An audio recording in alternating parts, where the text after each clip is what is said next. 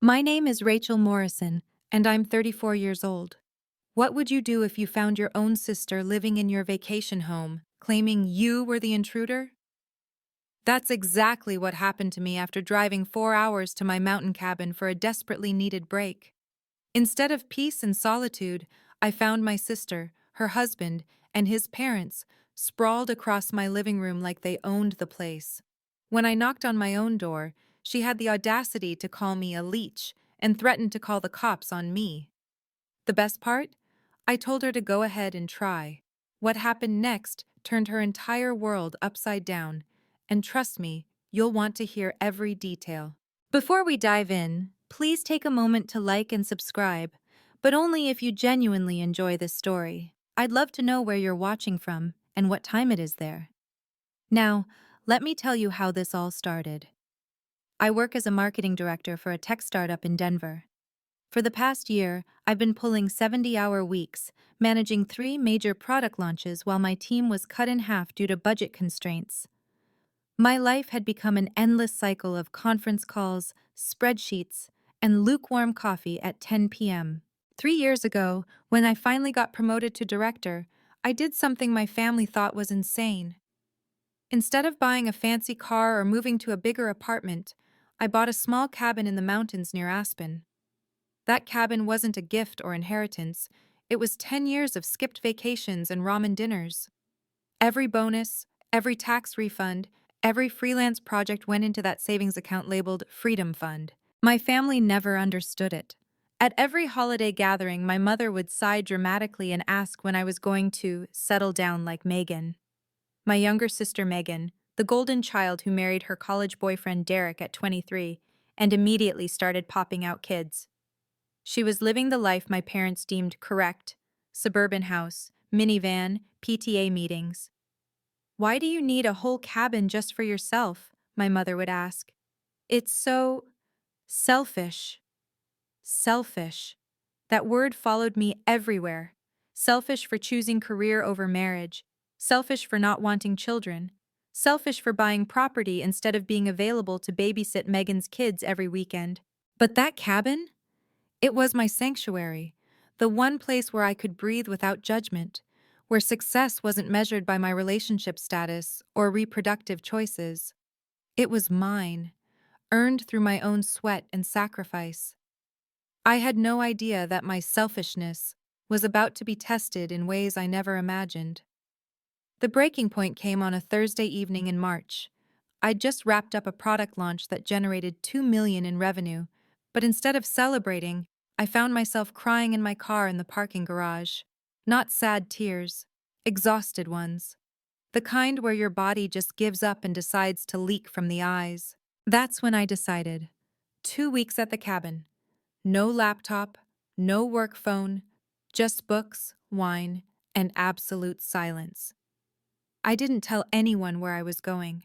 I deliberately didn't tell anyone where I was going. I needed real peace.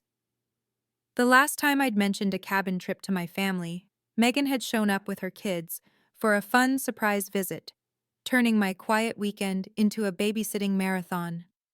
I spent Friday preparing, grocery shopping for comfort food I never allowed myself during work weeks, downloading books I'd been meaning to read for 2 years.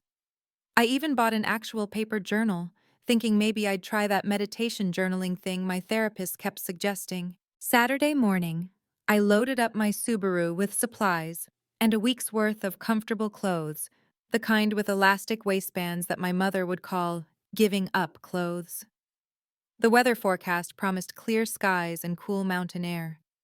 Perfect for hiking, reading on the deck, maybe finally learning to paint with those watercolors I'd bought 3 years ago. As I locked my apartment and headed for the highway, I felt lighter with each mile. No meetings, no emergencies, no family drama. Just me and my cabin, the place I'd worked so hard to earn. If only I'd known what was waiting for me at the end of that drive, I might have turned around. Or maybe not. Sometimes you need to face the storm to finally see the sun. The 4-hour drive from Denver to my cabin usually feels therapeutic. This time, something felt off from the moment I hit the mountain roads. About 2 hours in, My phone buzzed with a text from Margaret, my nearest cabin neighbor. Hi, Rachel. Just wanted to let you know there's been some activity at your place. Thought you'd hired contractors? Contractors? I hadn't hired anyone. My stomach did a little flip, but I rationalized it away. Maybe the property management company I used for maintenance had scheduled something and forgotten to tell me. I texted back. No contractors scheduled. What kind of activity? Margaret's response came quickly. Several cars. Looks like a family? They said they had permission. My hands tightened on the steering wheel. Who would claim to have permission? I tried calling the property management company, but they were closed for the weekend. The last hour of the drive felt like 3. Every possibility ran through my mind: squatters, thieves, maybe even a booking mix-up, though I hadn't listed it on any rental sites yet. As I turned onto the private road leading to my cabin, I could see vehicles in the distance. Not contractor trucks. Regular cars. 3 of them, parked in my driveway like they belonged there. My heart started racing when I recognized the blue Honda Pilot. That was Megan's car. Relief mixed with confusion. Okay, so it was family, not strangers. But why? How?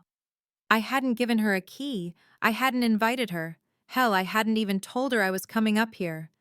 Then I saw Derek's truck, and another car I didn't recognize. Looked like something an older couple would drive. That's when I saw it.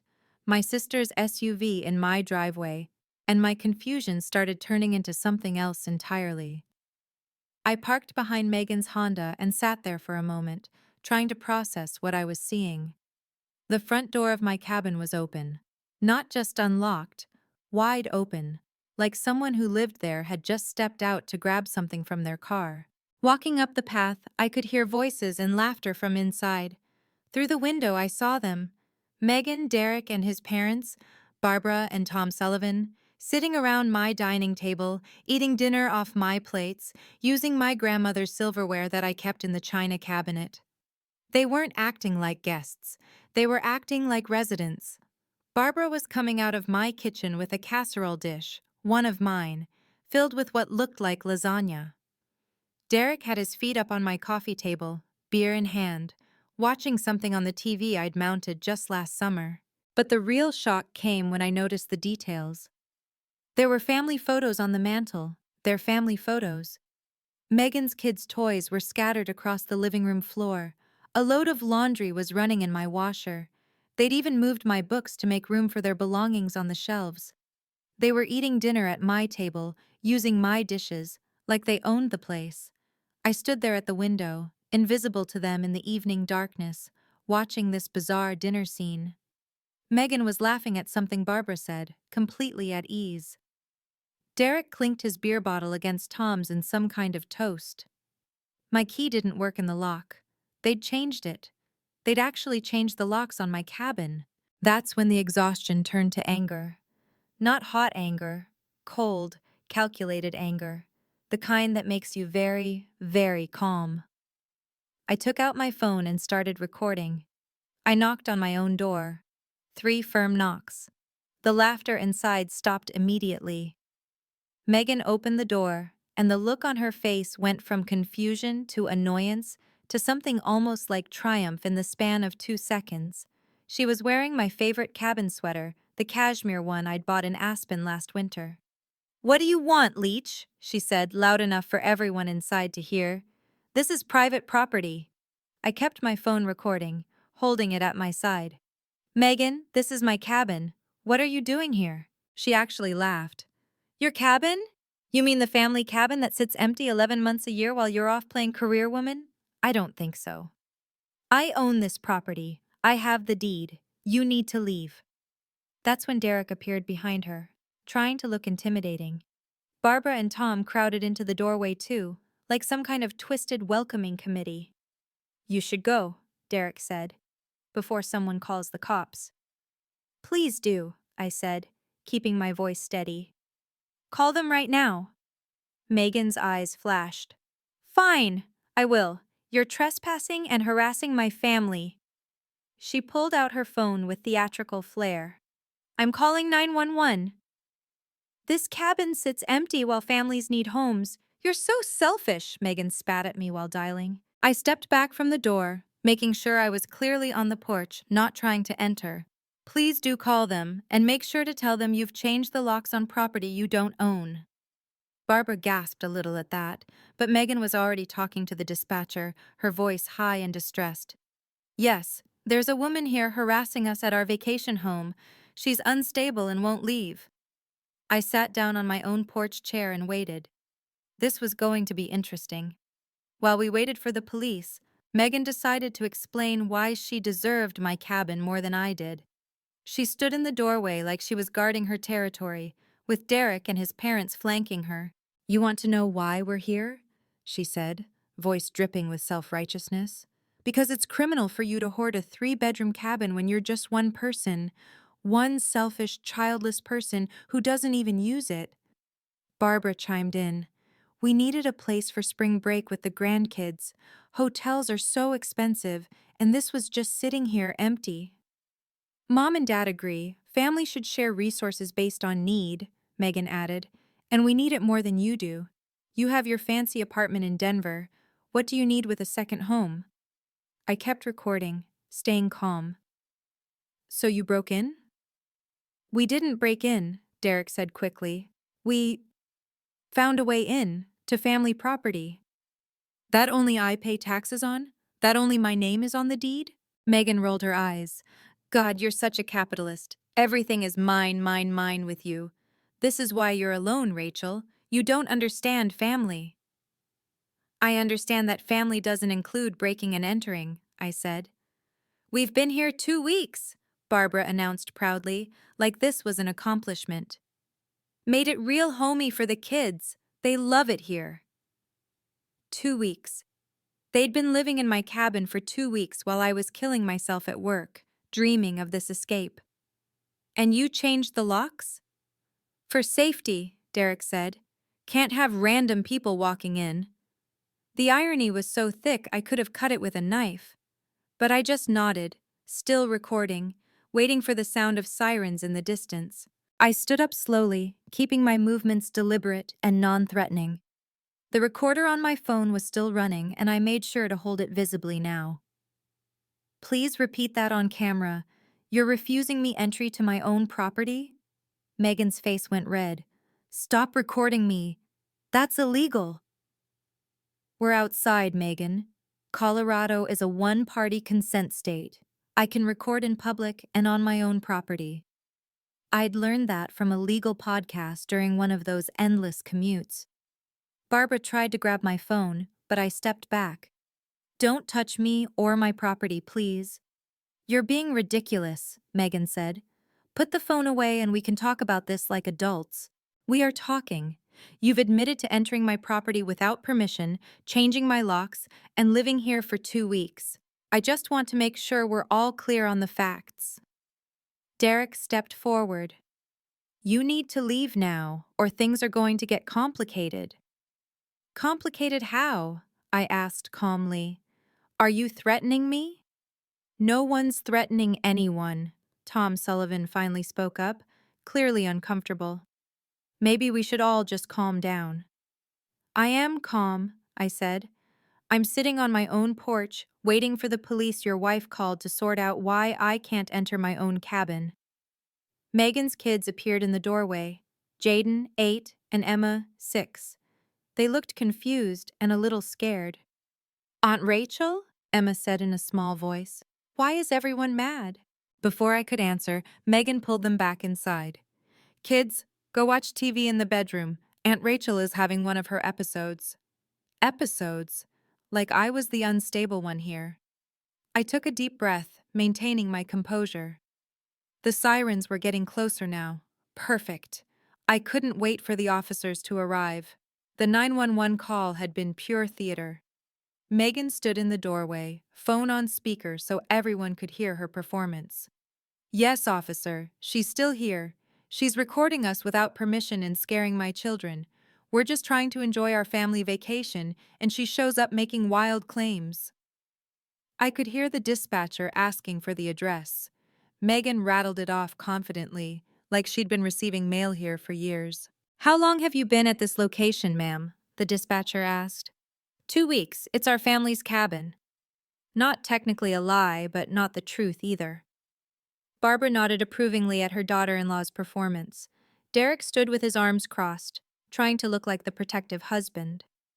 Tom had disappeared inside, probably to hide any obvious evidence of their breaking in. The woman outside, does she have any weapons? The dispatcher continued. I don't think so, but she seems unstable. She keeps saying she owns the place, but she doesn't even have a key.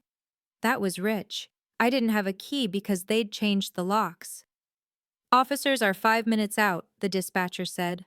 Stay inside and keep the doors locked. After Megan hung up, she smirked at me. Hope you have a good lawyer. I do, actually, I said, but I won't need one today. Derek laughed. You're delusional. We have established residency. 2 weeks makes us legal tenants in Colorado. That's not how that works, I said, but I didn't elaborate. Let them dig their hole deeper. I moved my car to the street so the police would have room to park, then sat on the porch steps. The sun was setting behind the mountains, painting the sky purple and orange. It would have been beautiful if not for the circumstances. Perfect. I couldn't wait for the officers to arrive. Can you believe the audacity? My own sister calling the cops on me at my cabin. If you've ever dealt with entitled family members who think your property is family property, hit that like button. And what would you have done in my situation? Let me know in the comments. Now, let's see what happens when the police actually show up. 2 police cruisers pulled up, and I recognized Officer Martinez immediately. He'd helped me 2 years ago when I'd reported a break-in at the cabin. Turned out to be a confused hiker, but Martinez had been thorough and professional. Megan practically ran out to meet them, already talking before they'd fully exited their vehicles.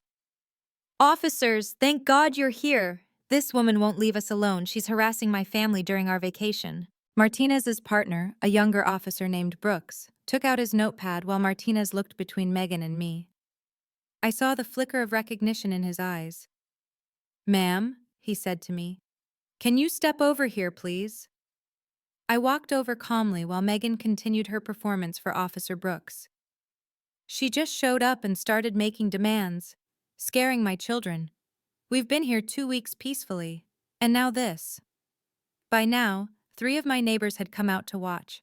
Margaret from next door, the Johnsons from across the street, and old Mr. Chen from 2 houses down. Great. An audience. Megan loved an audience. Ms. Morrison, Officer Martinez said to me quietly, this is your cabin, isn't it? I remember the break-in report from 2022. Yes, officer, I own this property. I have all the documentation on my phone. He nodded. And them? He gestured toward Megan and her family. That's my sister. I didn't give her permission to be here. I've been in Denver working. Came up today to find they've changed my locks. Martinez's eyebrows went up. Changed the locks? Ma'am, Officer Brooks called to Megan, can you prove ownership of this property?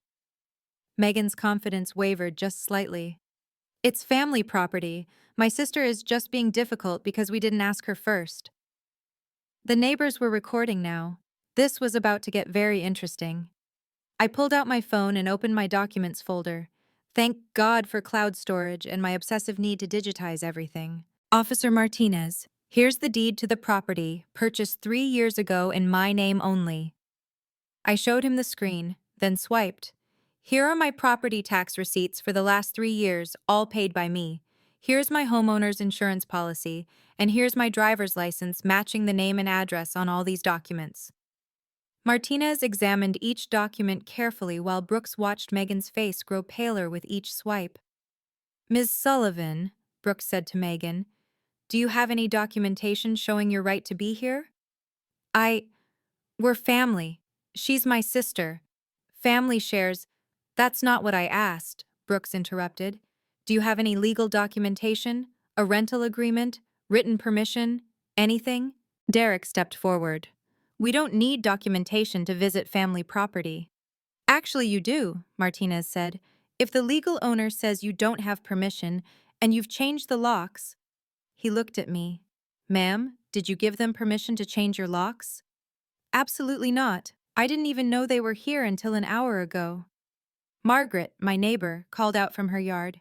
Officers, I can confirm that's Rachel's cabin. She's owned it for 3 years. These folks showed up 2 weeks ago saying Rachel gave them permission to stay. That's what they told us too, Mr. Johnson added. Thought it was strange Rachel didn't mention it, but… Megan was sweating now, despite the cool mountain air. Barbara had gone silent, and Tom was nowhere to be seen. The kids were watching from the window, and I felt bad for them. None of this was their fault. Here's the deed, tax records for 3 years, and utility bills in my name, I said, showing Officer Martinez my phone again. There's something else, I said, pulling up my security app. I have cameras installed. They're motion activated and upload to the cloud. Megan's face went white. You… what? Officer, here's footage from 2 weeks ago showing them breaking in. I played the video on my phone, angling it so both officers could see. The timestamp was clear. March 5th, 2:30 p.m. The video showed Derek using some kind of tool on my back door while Megan kept watch. Tom Sullivan was clearly visible carrying suitcases inside. That's breaking and entering, Officer Brooks said quietly. The next clip showed them changing the locks the following day. A locksmith van was in the driveway, and Derek was handing cash to the technician. Officer, here's footage from 2 weeks ago showing them breaking in, I said, playing another clip. Martinez turned to Megan. Ma'am, you told dispatch this was your family cabin. You said you'd been here legitimately for 2 weeks. It is family property. Megan was getting shrill now. She doesn't even use it. It sits empty while we needed a place to stay. That's not how property law works, Martinez said. Ms. Morrison, do you want to press charges? Derek stepped between Megan and the officers. Wait, this is all a misunderstanding. Rachel said we could use the cabin. Tell them, Rachel. I never said that. I haven't spoken to any of you in 2 months, and that was at Christmas dinner. Barbara finally emerged from the cabin, probably realized hiding inside looked worse. Officers, surely this can be resolved within the family. No need for charges. The neighbors were still recording. Mr. Chen had actually pulled out a lawn chair. This was better than cable for him. Ma'am, Martinez said to Megan, you need to explain why you told the locksmith you owned this property. Megan's entire demeanor changed. The righteous anger melted into desperate bargaining, her voice shifting from accusatory to pleading. Officers, this is just a family misunderstanding. Rachel and I, we talked about this months ago. She said the cabin was available for family use. I said no such thing, I replied calmly. You did, at Christmas. You said… She was scrambling now. You said family should support each other. I said that when you asked me for another loan, which I refused, by the way. Derek jumped in. We've been having financial troubles. We just needed a place to decompress. Rachel has so much and we… She promised, we're family, this is just a misunderstanding. Megan interrupted her husband, tears starting to form. Classic Megan, when confrontation fails, cry. Barbara tried a different approach. Officers, the children have been so happy here. Surely you won't traumatize them by throwing us out like criminals. You are criminals, Margaret called out from her yard. You broke into her house. More neighbors had gathered now. The Petersons, the Walkers, even the usually reclusive Mrs. Kim. Everyone had their phones out. Ma'am, Officer Brooks addressed Megan. Did you or did you not tell the locksmith you owned this property? It's family property. That's not an answer. Did you lie to the locksmith? Tom Sullivan finally reappeared, looking defeated. Officers, we didn't know. Megan told us Rachel gave permission. We thought it was all arranged. Barbara turned on her husband. Tom, don't… I'm not going to jail for this, Barb. Megan said it was fine. She said Rachel never uses it anyway, so it wasn't really stealing. The word stealing hung in the air. Megan looked at her father-in-law with betrayal written across her face. Actually, officers, I said, pulling up another app on my phone, there's one more thing. The cabin isn't sitting empty. I rent it out. Megan's tears stopped mid-sob. You… what? I have a booking through Airbnb starting Monday. A family from Texas paid $3,000 for a week. I showed Officer Martinez the confirmation. They arrive in 48 hours. You never said you were renting it, Derek accused. I don't need to clear my business decisions with you, but this means you've not only trespassed and committed breaking and entering, you've potentially cost me $3,000 in rental income and could damage my ratings as a host. Officer Brooks was taking notes. That's fraud charges on top of breaking and entering. I have paying guests arriving in 48 hours who've already paid $3,000, I repeated for emphasis. The neighbors were murmuring among themselves. Mrs. Kim called out, I wondered why you hadn't been up lately, Rachel. These folks told me you gave them the cabin for the month. They told me the same thing, Mr. Peterson added. Said you felt guilty about having so much space to yourself. Megan was cornered now. Every lie was being exposed in front of an audience. Barbara was stepping away from her daughter-in-law, creating physical distance. Tom was already heading toward their car. Ms. Sullivan, Officer Martinez said formally, you're looking at criminal trespass, breaking and entering, fraud, and potentially theft of services if Ms. Morrison has to refund her guests. Do you understand the situation you're in? Derek pulled Megan aside, whispering frantically. I heard him hiss. You said she never rents it out. You said no one would know. The truth was becoming crystal clear to everyone watching. This wasn't a misunderstanding. It was a calculated theft. Officer Martinez suggested calling our parents to help resolve the situation before formal charges were filed. Megan eagerly agreed, probably thinking Mom and Dad would take her side like they always did.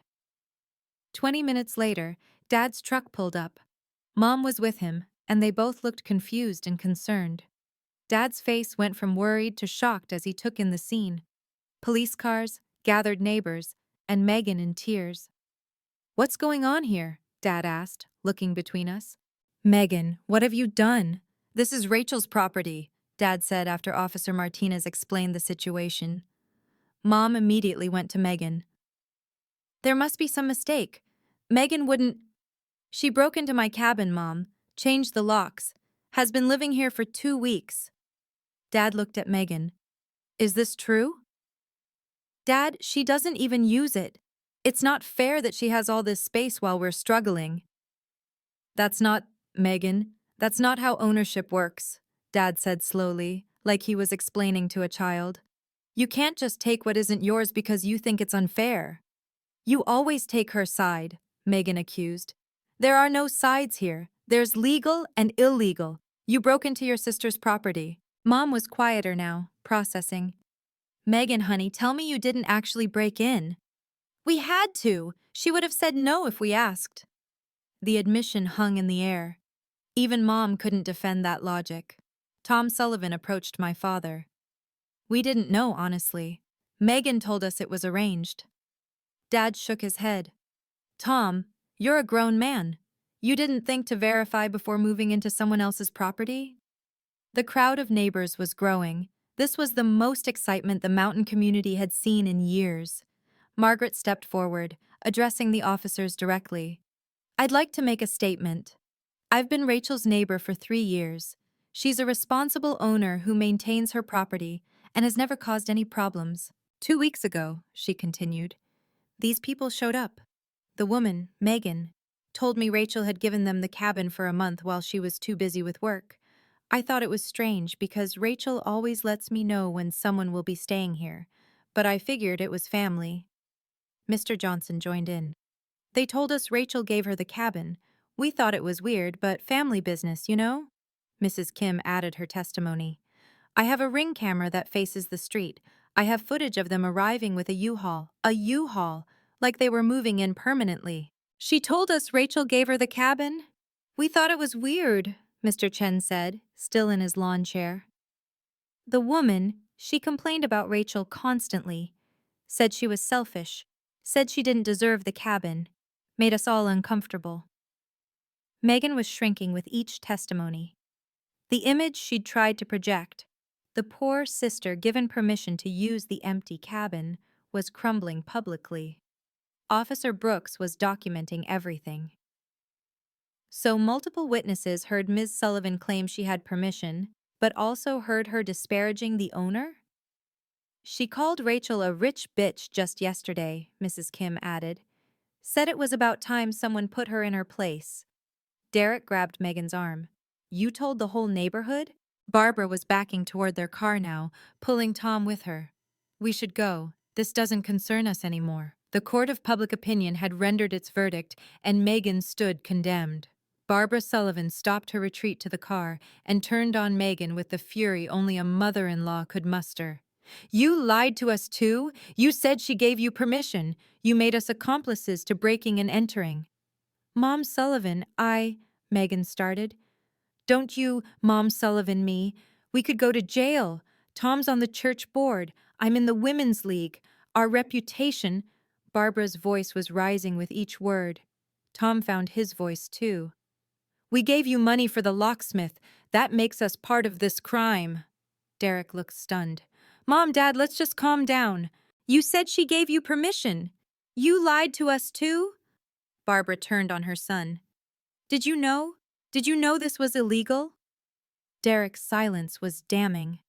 Oh my God, Barbara gasped. You both knew. You made us criminals. My dad stepped forward. Barbara, Tom, I'm sorry you got dragged into this. Megan has a history of bending the truth when it suits her. Bending the truth? Barbara shrieked. This is breaking and entering. This is fraud. My grandchildren are here witnessing their parents get arrested. The kids were still watching from the window, and I saw Emma start to cry. This wasn't their fault, but they were paying the price for their parents' choices. Officer Martinez addressed the group. Let's all calm down. Ms. Morrison, what would you like to do here? You're within your rights to press charges. All eyes turned to me. Megan looked terrified, Derek angry, Barbara disgusted, and my parents disappointed. The neighbors waited with their phones still recording. I need them out of my cabin, now, I said firmly. That's the minimum, Martinez confirmed. But the criminal charges? Officer Martinez squared his shoulders and addressed Megan formally. Ms. Sullivan, based on the evidence presented, video footage of breaking and entering, changing locks without permission, false statements to neighbors, and admission of knowing the owner would refuse permission, you and your husband have committed criminal trespass and breaking and entering. Megan started sobbing, real tears this time, not the manipulative kind. Ma'am, you need to vacate immediately or face arrest for trespassing, Martinez continued. Ms. Morrison has every right to press charges for breaking and entering, fraud, and theft of services. Please, Derek stepped forward. We have kids. We made a mistake, but please don't do this. Officer Brooks interjected. A mistake is forgetting to return a borrowed tool. This was planned and deliberate. You brought a U-Haul. You changed locks. You told elaborate lies to multiple people. My mom finally spoke up. Rachel, honey, maybe we can handle this as a family. We tried that, Mom, for years. Every time Megan takes advantage, you all say, handle it as a family. Well, this is me handling it. Dad put his hand on Mom's shoulder. Let Rachel decide. It's her property. Martinez looked at me. Ms. Morrison, I need to know, are you pressing charges? The weight of the moment sat heavy. Everyone was watching, the neighbors still recording, my parents holding their breath, Megan's kids crying at the window. Officer, what happens if I don't press charges? They leave immediately, but without charges there's no legal record, no consequences beyond today. And if I do? They'll be arrested, processed, and likely released on bail. Court date to follow, criminal record if convicted. Megan fell to her knees. Rachel, please, think of the kids. I looked at my sister on her knees, then at her kids in the window, then at the assembled crowd still recording. This moment would define our family relationships forever. Get up, Megan, I said quietly. Get up and listen very carefully. She stood slowly, wiping her face with her sleeve. My cabin sweater's sleeve. 2 hours. You have 2 hours to remove everything you brought and return my cabin to exactly how you found it. Every single item of mine goes back where it belongs. You leave my spare key on the kitchen counter. I know you found it in the fake rock. Rachel, thank you, Derek started. I'm not done. 2 hours. Leave my key. And never contact me about this cabin again. Never ask to visit. Never bring your kids here. Never mention it at family gatherings. As far as you're concerned, this cabin doesn't exist. That's cruel, Mom interjected. No, Mom. Cruel is breaking into someone's sanctuary and claiming you deserve it more. This is a boundary. Officer Martinez nodded approvingly. And if they don't comply with these terms? Then I file charges immediately. I have all the evidence saved in multiple locations. Barbara hustled toward the cabin. 2 hours. We can do 2 hours. Derek, Tom, start loading the car. Now. One more thing, I added. If there's any damage, anything missing or broken, I document it and bill you. If you don't pay within 30 days, I press charges and sue in civil court. Megan nodded frantically. Yes, yes, okay, nothing's broken. We were careful. We'll see about that. Officer Martinez, would you mind staying while they pack? Happy to, ma'am. We'll make sure they leave peacefully. The crowd began to disperse, but everyone was still filming. The next 2 hours were a masterclass in public humiliation. The Sullivans scrambled to pack while half the neighborhood watched from their yards. Some had brought out actual lawn chairs and beverages, treating it like community theater. Megan tried to maintain some dignity, but it was impossible. Every trip to the car with armloads of their belongings was witnessed. Barbara barked orders at everyone, desperate to get out before the 2-hour deadline. Tom loaded the car in silence, his face red with embarrassment. The kids were the hardest to watch.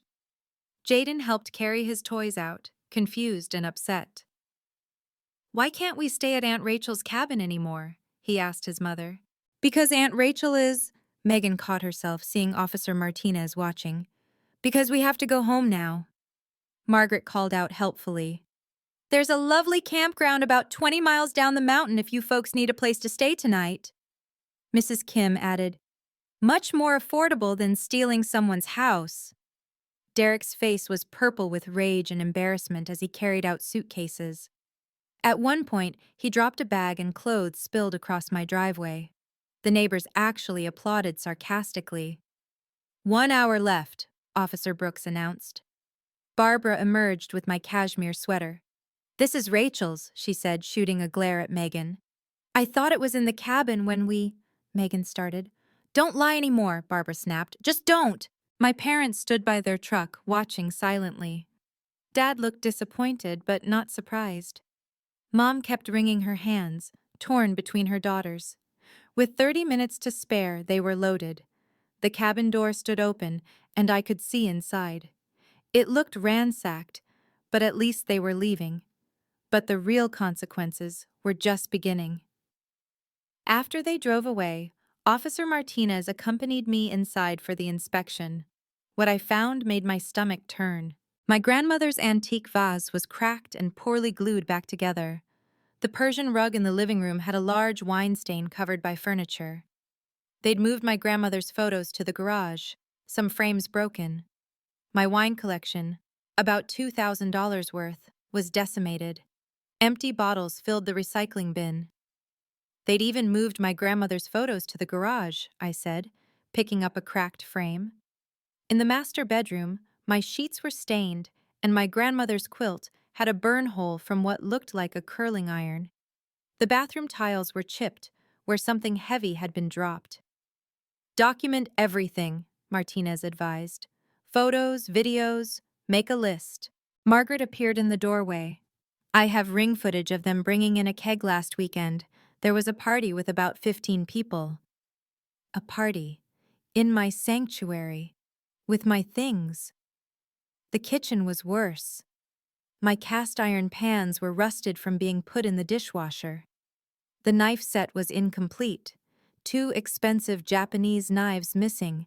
The coffee maker was broken, hidden in the pantry. I tallied it up. Between the wine, the antiques, the damage, and missing items, about $5,000. This changes things, Officer Martinez said. Theft over $5,000 is a felony in Colorado. I sat on my violated couch, in my violated sanctuary, feeling the weight of it all. They hadn't just stolen my space, they'd destroyed my peace. My phone buzzed, a text from Megan.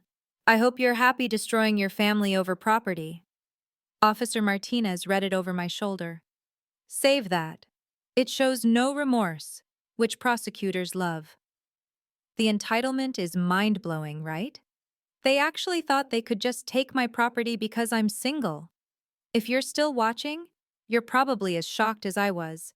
Please hit subscribe if you want to hear more stories about standing up to toxic family members. And tell me, would you have pressed charges? The ending might surprise you. Before they left, I gathered everyone, my family, the Sullivans, and the watching neighbors, for one final confrontation. This isn't the first time. Remember Mom's jewelry, Dad's tools, I said, looking directly at Megan. 3 years ago, Mom's anniversary ring went missing during Thanksgiving. It showed up at a pawn shop. We all knew but said nothing to keep the peace. Mom gasped. That was you? Dad's power tools disappeared from the garage during Emma's birthday party. Derek sold them on Craigslist. I saw the listing, but Dad told me to let it go. Dad nodded slowly. I knew, I just hoped it would stop. The charity money from the church fundraiser I organized? $500 vanished. Megan had a sudden windfall that week for her kitchen renovation. Barbara's mouth fell open. You stole from a church? This pattern stops today, I continued. No more enabling. No more keeping the peace. No more letting family be an excuse for theft. Megan tried one last manipulation. You're really going to destroy our relationship over a cabin? You destroyed our relationship when you decided your wants mattered more than my rights. When you taught your children that taking what isn't yours is acceptable if you feel entitled to it. The neighbors murmured agreement. Mr. Chen actually applauded. From now on, I announced, any family member who asks about using my cabin will be reminded of today, of what happens when you mistake my success for your opportunity. Derek pulled Megan toward their car. We're leaving. Good. And Megan? That cease and desist letter from my lawyer will arrive within the week. Come near my property again, and I won't hesitate to press charges. The crowd watched as they drove away, their family's reputation in tatters. After the Sullivans' cars disappeared down the mountain road, Dad approached me. The neighbors had mostly dispersed, though a few lingered, pretending to check their mail or water their plants. Rachel, he said, his voice heavy with years of unspoken truth. I owe you an apology. Mom started to interject, but Dad held up his hand. No, Linda, this needs to be said. He turned to face the remaining neighbors, as if he needed witnesses for this confession. I'm done enabling this behavior. Rachel, I'm sorry. I've watched Megan take advantage of you for years. Your college fund that mysteriously depleted when Megan needed wedding money. The car you saved for that somehow became Megan's down payment. I kept telling myself it was just sisters working things out. Dad, I started, but he wasn't finished. No, let me finish. Every family gathering, we pressured you to forgive, to share, to be the bigger person. But you were always the bigger person. Megan was just the taker. His voice cracked. I failed you as a father. I taught one daughter she could take whatever she wanted and another that she had to give everything to keep the peace. Mom was crying now, but silently. From now on, Dad continued, Megan faces consequences. No more bailouts, no more excuses. And Rachel, your cabin is yours. Anyone who says otherwise can deal with me. Margaret, still in her yard, called out, About time someone said it. Dad managed a sad smile. The neighbors see it clearer than family sometimes. He hugged me then, a real hug, not the awkward side hugs we'd done for years. I'm proud of you, Rachel, for standing up for yourself. I should have stood up for you long ago. Within hours, the video went viral in our small mountain community. Margaret had posted it to the neighborhood Facebook group with the caption, Entitled Sister Gets Caught Red-Handed. By morning, it had over 3,000 shares. The fallout was swift and brutal. Megan's PTA friends started distancing themselves. She was removed as treasurer of the school fundraising committee. Nobody wanted someone who stole from churches handling money. The Mom's Wine Club uninvited her from their weekly gatherings. Derek's construction business took a hit too. 3 clients canceled contracts after seeing the video. Can't trust someone who breaks into houses, one commented publicly on his business page. Barbara called my mom in tears. Their church congregation had seen the video. Tom was asked to step down from the board pending a review. The Women's League president suggested Barbara take a sabbatical from activities. The video went viral in our small mountain community, but the most interesting response came from unexpected sources. I received dozens of messages from other successful singles sharing similar stories. Siblings who felt entitled to vacation homes, parents who demanded access to investment properties, family members who believed that choosing career over marriage meant your assets were communal property. One message stood out. I'm a 38-year-old surgeon. My brother moved into my beach house while I was working pandemic shifts. Claimed I didn't need it since I was never there. Your story gave me courage to finally evict him. The local news picked up the story. Family feud over mountain cabin goes viral. They interviewed Margaret, who didn't hold back. That family acted like squatters. Rachel worked hard for that cabin.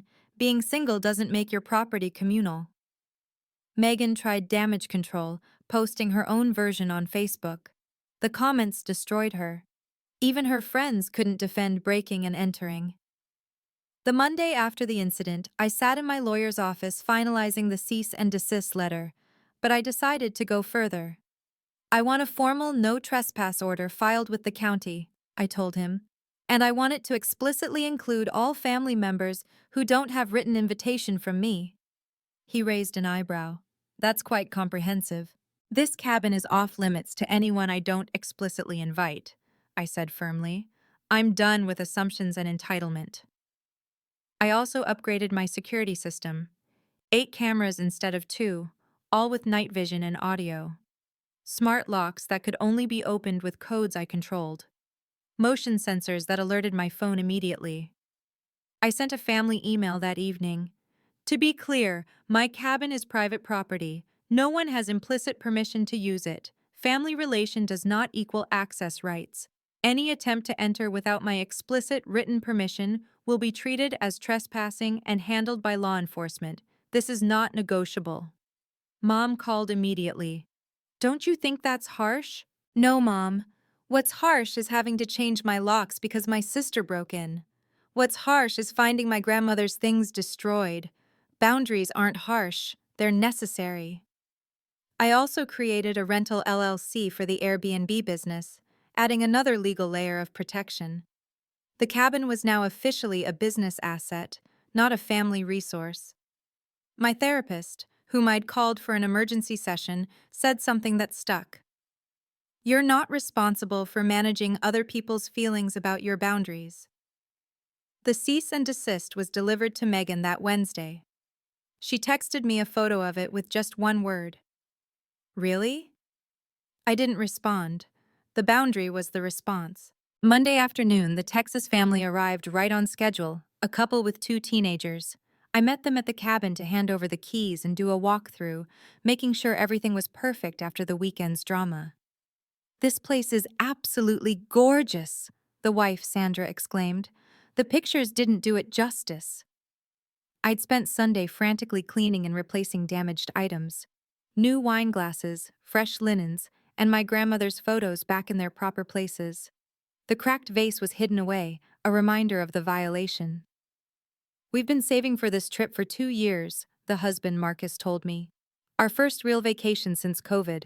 Their teenage daughter was already on the deck, taking Instagram photos of the mountain view. Their son had found the game room in the basement, something Megan's kids had thankfully not destroyed. That family's joy reminded me why I bought this place, I thought, watching them explore with genuine excitement. Sandra left a review before they even checked out. Rachel's cabin is a dream, pristine condition, amazing views, and the perfect mountain escape. You can tell the owner truly cares about this property. 5 stars isn't enough. That review meant everything. It wasn't just about the rating, It was validation that my cabin was worth protecting, worth the ugly confrontation with family. More bookings came in immediately. A retired couple for 2 weeks in April, a writer seeking solitude for a month in May. My cabin was booked solid through summer at $300 a night. I did the math. If I maintained 70% occupancy, the cabin would generate enough passive income for me to potentially leave my stressful job within 2 years. Megan's break-in had actually pushed me to monetize properly. Financial freedom through boundaries. Who would have thought? 2 weeks later, Mom became Megan's messenger. She showed up at my Denver apartment uninvited, holding a letter. "Megan asked me to give you this," she said, looking uncomfortable. The letter was classic Megan. 3 pages of manipulation disguised as an apology. "Dear Rachel, I'm sorry you felt violated, but family should share. You have so much while we struggle. The kids miss the cabin. They don't understand why their aunt hates them now. Derek might lose his business because of that video. I hope you're satisfied with destroying your family over property. Maybe someday you'll understand when you have children of your own what it means to sacrifice for family. Megan." "I'm sorry you felt violated, but family should share," I read aloud to Mom. "She's not sorry for what she did. She's sorry she got caught." Mom shifted uncomfortably. "She's having a hard time, Rachel. Derek's sleeping in the garage. The kids are being bullied at school about their parents being thieves." "And whose fault is that?" "I'm not saying it's yours, but—" "No buts, Mom. Megan taught her kids that stealing is okay if you feel entitled. Now they're learning it's not. That's parenting." Mom pulled out her phone. "She wanted me to show you this video of the kids crying, asking why Aunt Rachel hates them." "That's emotional manipulation using children as weapons. I don't hate them. I hate what their parents did. There's a difference." I handed the letter back. "Tell Megan I received her non-apology. Tell her the cease and desist stands. And tell her that using you as a go-between violates the spirit of that order." Mom left, defeated. But I noticed she didn't defend Megan as vigorously as before. Progress. Thanksgiving came 7 months after the cabin incident. For the first time in 15 years, Megan wasn't at our parents' table. She'd been explicitly disinvited after threatening to bring a lawyer to dinner to discuss Rachel's theft of family property. The atmosphere was surreal, lighter yet tinged with sadness. We could actually hear each other talk without Megan's kids running wild or Derek's sullen presence darkening the room. "It's quieter, but more peaceful, isn't it?" Mom said, passing the green beans. My cousin Sarah, who'd driven up from New Mexico, was the first to address the elephant not in the room. "I have to say, holidays are actually enjoyable without the Megan drama." "Sarah," Mom admonished, but weakly. "What? We're all thinking it. Remember last year when she threw a fit because Rachel's turkey was better than hers? Or when she borrowed Grandma's ring from Mom's jewelry box and claimed she was promised it?" Dad carved the turkey in silence, but I saw him nod slightly. My Aunt Patricia chimed in. "I wasn't going to say anything, but Megan called me asking for a loan last month, said you all had abandoned her over a misunderstanding about the cabin." "A misunderstanding?" I laughed. "She broke in, changed the locks, and lived there for 2 weeks." "That's what I told her," Patricia said. "She hung up on me." The conversation shifted to other topics: Sarah's promotion, Patricia's retirement plans, Dad's new woodworking hobby. Normal family conversations without Megan's constant need for attention or Derek's defensive anger. After dinner, Dad pulled me aside. "This was nice. Peaceful. I'm sorry it took so long to get here." "Me too, Dad, me too." A week before Christmas, I finally made it back to my cabin alone. The Texas Families Review had brought a stream of bookings, but I'd blocked off this week for myself. The retreat I'd originally planned 9 months ago. I sat on the deck with a cup of coffee, watching the sunrise paint the mountains gold. The silence was perfect. No family drama, no work emails, just me and my hard-earned peace. The cabin felt mine again. I'd replaced all the damaged items, but more importantly, I'd reclaimed the emotional space. This wasn't just property. It was proof that I could set boundaries and enforce them, even against family. Family doesn't mean accepting disrespect. Love includes boundaries, I said aloud to the mountains, testing how the words felt. They felt true. My therapist had been right.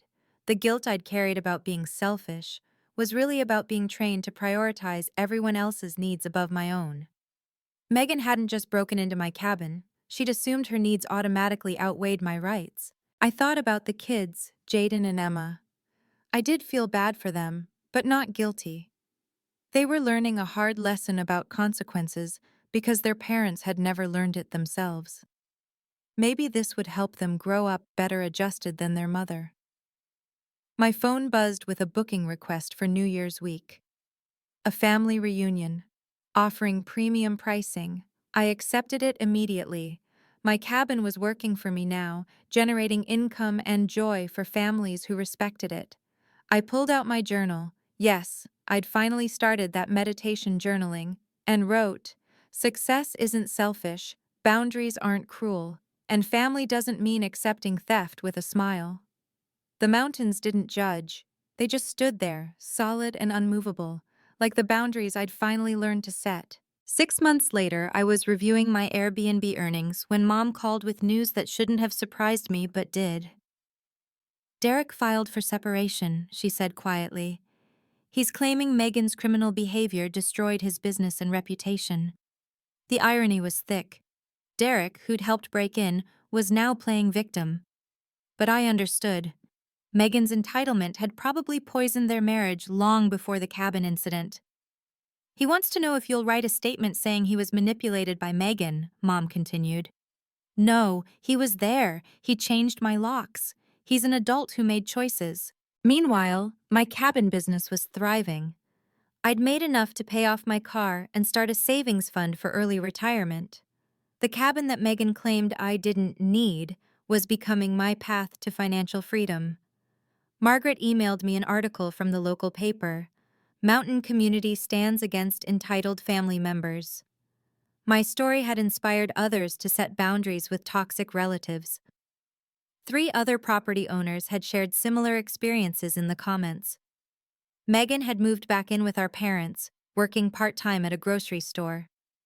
The kids visited Derek every other weekend. The family that had tried to steal my sanctuary had imploded from their own entitlement. Dad called last week. "Megan wants to apologize. Really apologize this time. She's been in therapy. Good for her. But my boundary stands. The cabin is off limits. Forever." "I understand," he said. And I believed he did. Sometimes losing toxic people is actually winning your life back. My cabin taught me that. It stands there in the mountains, a testament to hard work, boundaries, and the radical idea that single women deserve their success without apology. Thank you for listening to my story. If you've ever had to set hard boundaries with entitled family members, you know how difficult but necessary it is. What would you have done differently? Let me know in the comments. And if this story resonated with you, please subscribe for more real-life stories about standing up for yourself. Remember, your property, your rules, your boundaries, stay strong.